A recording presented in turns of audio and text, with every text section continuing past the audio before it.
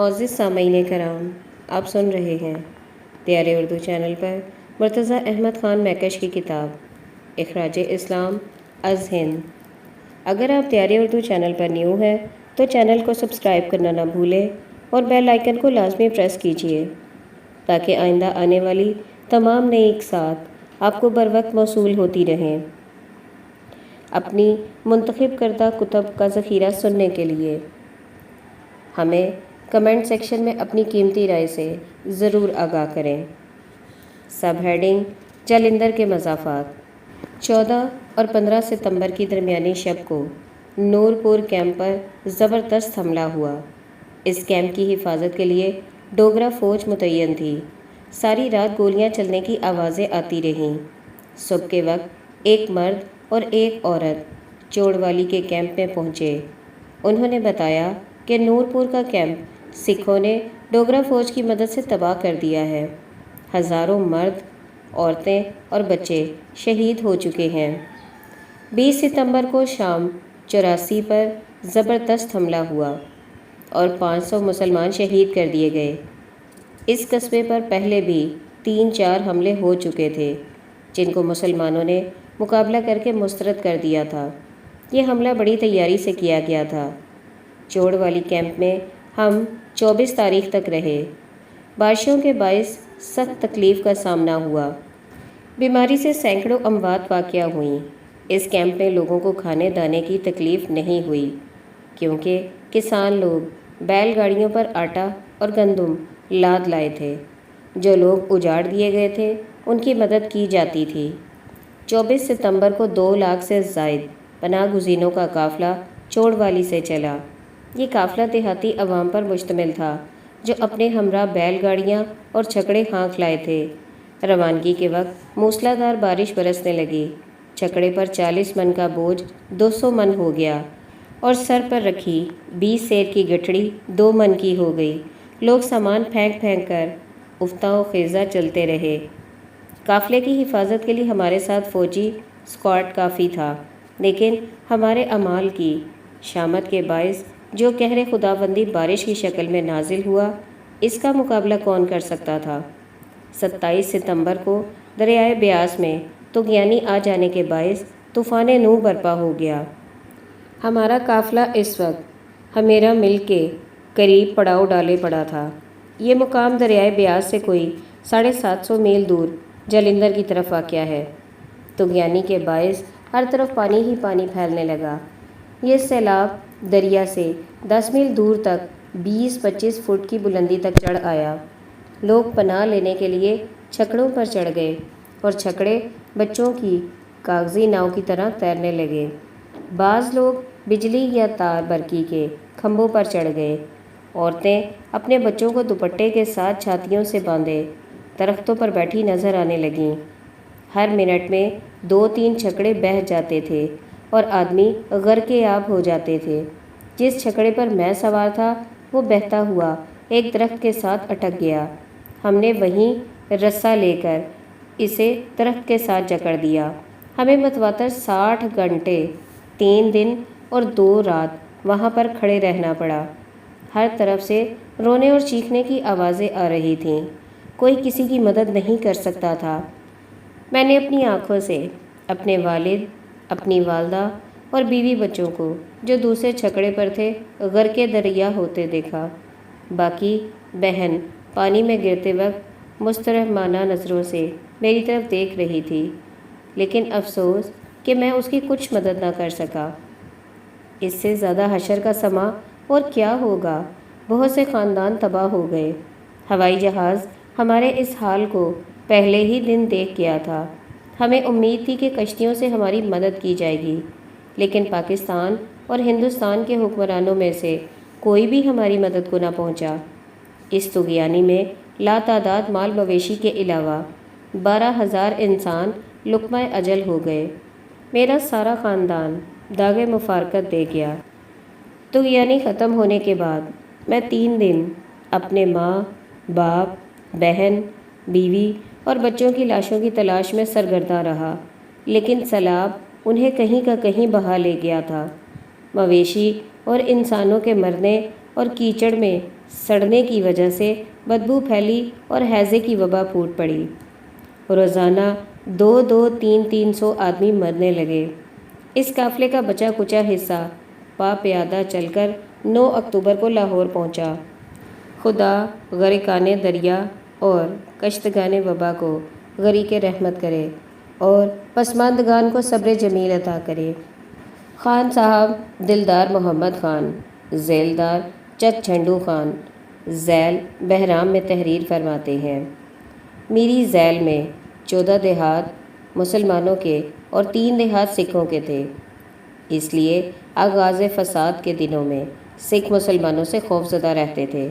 میں نے اپنی ذیل کو فتنہ و فساد سے محفوظ رکھنے کے لیے امن کمیٹیاں بنائیں، مسلمانوں کو سکھوں سے چھیڑ چھاڑ کرنے سے باز رکھا۔ سکھ آ کر منت سماجت کرتے رہتے تھے اور شکریہ ادا کرتے تھے۔ جب دوسرے قریبی علاقوں میں شورش ترقی کرنے لگی تو میری ذیل میں پولیس کا ایک سب انسپکٹر، ایک حوالدار اور 4 سپاہی آ گئے، جو سب کے سب ہندو اور سکھ تھے۔ پولیس کے یہ آدمی دن کو کھانا میرے ہاں کھاتے تھے اور رات کو سکھوں کے دیہات میں پہرا دیتے تھے۔ مجھے ان پر بہت بھروسہ تھا کہ مصیبت کے وقت میں میری امداد کریں گے۔ 20 اگست کو پولیس کے ان ملازموں نے سکھوں کے 15-16 ملحقہ دیہات کے لوگوں کو جمع کر کے میری ذیل کے ایک گاؤں درانوں کے جاٹ مسلمانوں پر دھاوا بول دیا۔ ابھی وہ نیند سے بیدار بھی نہ ہوئے تھے کہ سکھوں نے آ کر ان کے مکانوں اور بھوسے کے موصلوں وغیرہ کو آگ لگا دی اور مسلمانوں کا قتل عام شروع کر دیا۔ پولیس کے ملازم مسلمانوں پر گولیاں چلا کر حملہ آوروں کی امداد کر رہے تھے۔ 75 مسلمان شہید کر دیے گئے۔ باقی ماندہ لوگ بھاگ گئے اور بھاگ کر گنے کے کھیتوں میں چھپ گئے۔ مکان لوٹ کر جلا دیے گئے۔ چند بالغ لڑکیاں اٹھا کر لے گئے۔ یہ موضع میرے گاؤں سے 1.5 میل کے فاصلے پر تھا۔ ہم چھتوں پر چڑھ کر یہ ماجرا دیکھتے رہے۔ اس گاؤں کو تباہ کرنے کے بعد سکھوں کا یہ اجتماع موضع عالمگیر پر ٹوٹ پڑا۔ اس گاؤں میں انہوں نے عورتوں، بچوں اور لڑکیوں سے کہا کہ تم سب ایک مکان میں جمع ہو جاؤ، تمہیں قتل نہیں کریں گے۔ جب وہ اکٹھی ہو گئیں تو باہر سے زنجیر لگا دی اور اندر ایک بم پھینک کر ہلاکت مچا دی۔ اس گاؤں سے چند نفوس اتفاقیہ طور پر بچ گئے، باقی تمام کے تمام تہہ تیگ کر دیے گئے۔ اسی روز لوہارا کے ایک سکھ آتما سنگھ نے، جو میرا پروردہ تھا اور جسے میں نے اس کی بیوہ ماں کی منت سماجت پر سال ہر سال خرچہ دے کر پڑھایا تھا، پیغام بھیجا کہ آپ بے فکر بیٹھے رہیں، آپ کو کسی قسم کا گزند نہیں پہنچایا جائے گا۔ اگلے دن اسی آتما سنگھ نے پیغام بھیجا کہ آپ جس قدر جلد ہو سکے گھر سے بھاگ جائیں ورنہ قتل کر دیے جاؤ گے۔ میں اسی وقت اپنے اہل و عیال کو لے کر موضع لاڈرا میں پہنچا۔ 21 تاریخ کو صبح 9 بجے کے قریب 20-22 دیہات کے سکھوں نے مل کر میرے گاؤں پر حملہ کیا۔ چک جھنڈو خان ایک چھوٹا سا گاؤں تھا جس کے 100-150 باشندے میرے ساتھ بھاگ کر نکل چکے تھے۔ صرف میرا چھوٹا بھائی اپنے اہل و عیال سمیت اپنے گھر میں جمع بیٹھا رہا اور باہر کے دروازے کو مقفل کر کے بالا خانے پر چڑھ گیا۔ اس کے ساتھ گاؤں کے چند اور جوان بھی تھے جن کے پاس 3 گن 12 بور کی تھی۔ حملہ آوروں کی تعداد 7-8 ہزار تھی جن کے پاس 40 رائفلیں تھیں۔ پولیس کی مسلح جمعیت بھی ان کے ساتھ حملے میں شامل تھی۔ حملہ آوروں نے صبح 9 بجے میرے بھائی کے بالا خانے پر گولیاں برسانی شروع کیں۔ ادھر سے بھی بندوق کے فائر ہونے لگے۔ 4:30 بجے تک مقابلہ ہوتا رہا۔ میرے بھائی غلام بھیگ اور اس کے 2 ساتھیوں نے اس روز کوئی 1000 کے قریب کارتوس چلائے اور 476 سکھوں کو جہنم میں واصل کیا۔ سکھوں کی جمعیت یہ حال دیکھ کر پسپا ہو گئی، لیکن وہ گنے کے کھیتوں میں چھپ کر بیٹھے رہے۔ غلام بھیگ نے جب دیکھا کہ مسئلہ صاف ہے تو وہ اپنے اہل و عیال اور اپنے ساتھیوں کو لے کر گھر سے نکلا۔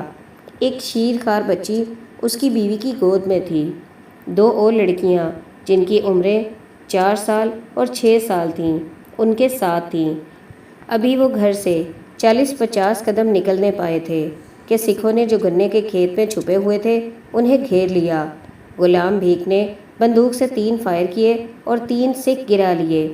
گنگا رام حوالدار پولیس نے جو چھپا بیٹھا تھا غلام بھیک پر گولی چلا دی، جو پہلو کو چیرتی ہوئی پار نکل گئی۔